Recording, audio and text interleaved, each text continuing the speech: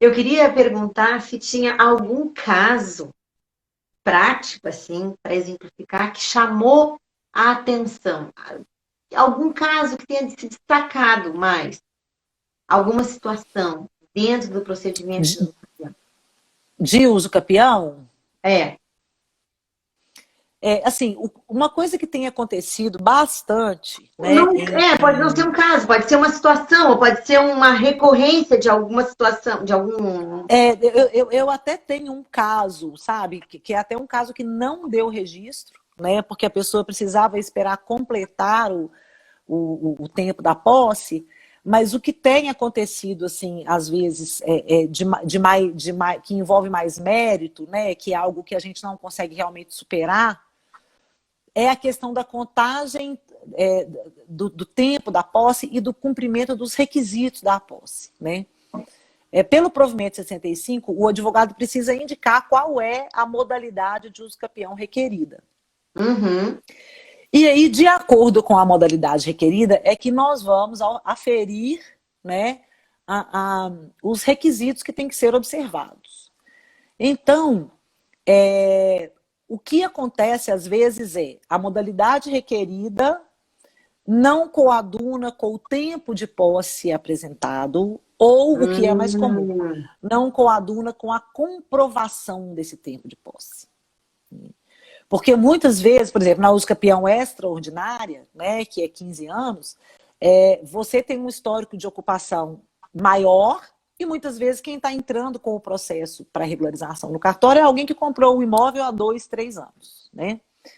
E aí o que ele precisa fazer? Ele precisa computar a posse do seu antecessor. E ele Claro. precisa comprovar esse cômputo da posse. E aí o que eu vejo é que às vezes é como se você estivesse montando um quebra-cabeça. Se você tem 5 poceiros anteriores, né, você precisa comprovar o início dessa posse, o fim dessa posse, a duração dessa posse, né, Uhum. e a comprovação dessa posse. Então, a gente tem que ter certeza de que aquela pessoa, de fato, ocupou aquele imóvel por aquele determinado período e, em um dado momento, passou aquele imóvel para frente. O prazo do cômputo da posse é o que a gente vê, assim, que às vezes é onde está o maior atrito, sabe? Onde está o maior atrito. Lá no carro. Deu uma travadinha. Ai, é minha internet, gente. Minha internet está triste esses dias. Não Triste. tem problema. Voltou.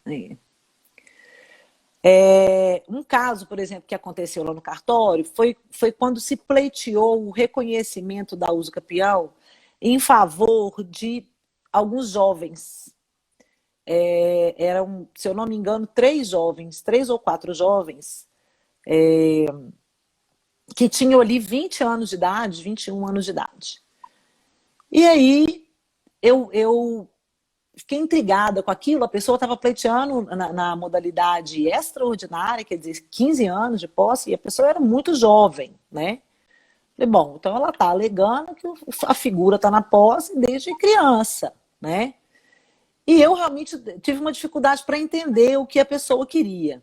E aí marquei uma reunião, é isso que a gente está te dizendo, né? Para essa troca de ideias mesmo com a advogada. Não havia ali ainda uma ata notarial, ela não tinha juntado uma ata notarial ainda, Sim, justamente sim. porque ela queria ver o entendimento.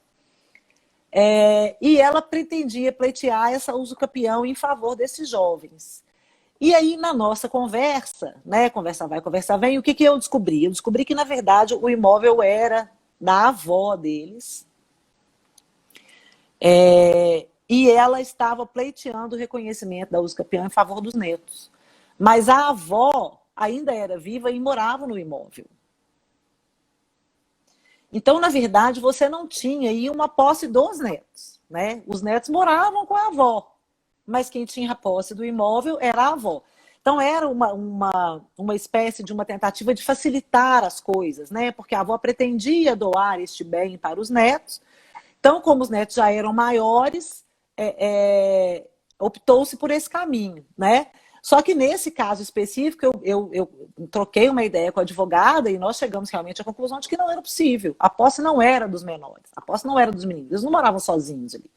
Né? Eles moravam com a avó e quem tinha a posse e ainda detinha a posse, né, nos dias de hoje era a avó. Então, é para você ver assim, como que às vezes a sutileza faz diferença. Né? Então, exatamente.